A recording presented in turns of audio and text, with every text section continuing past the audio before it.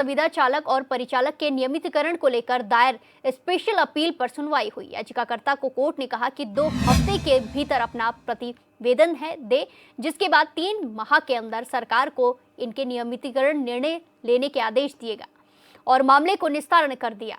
आपको बता दें कि विनय कुमार समेत अन्य 5 ने हाईकोर्ट में याचिका दाखिल कर कहा था कि वो 2006 से देहरादून में संविदा पर काम कर रहे हैं और 2015 में दाखिल याचिका पर समान कार्य के लिए समान वेतन देने के कोर्ट ने आदेश दिए, लेकिन नियमितीकरण पर कोर्ट ने कोई आदेश नहीं दिया। इस आदेश के खिलाफ रिव्यू याचिका दाखिल की गई है, तो हाईकोर्ट ने याचिका खारिज कर दी है। अब कोर्ट में इन 5 लोगों ने स्पेशल अपील दाखिल की।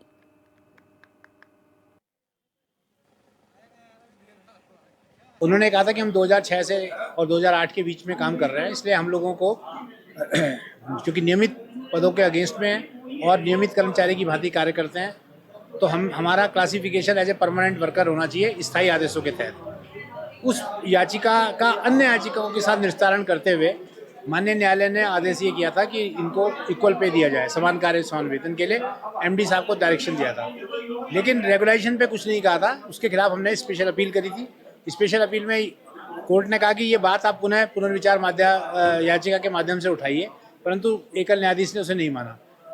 उसके बाद वो फिर हमने स्पेशल अपील करी और आज माननीय न्यायालय ने कोर्ट नंबर 1 में माननीय जस्टिस मनोज तिवारी साहब और सुभाष उपाध्याय साहब की बेंच ने दोनों पक्षों को सुनने के बाद ये आदेश किया कि ये जो कर्मचारी हैं ये अपने जितने भी इन्होंने बातें कंटेंशन कही हैं उसके संबंध में 2 सप्ताह के अंदर ये देंगे और इनके नियमितीकरण पे 3 माह के अंदर अंदर एमडी साहब जो है इस पे आदेश पारित करेंगे।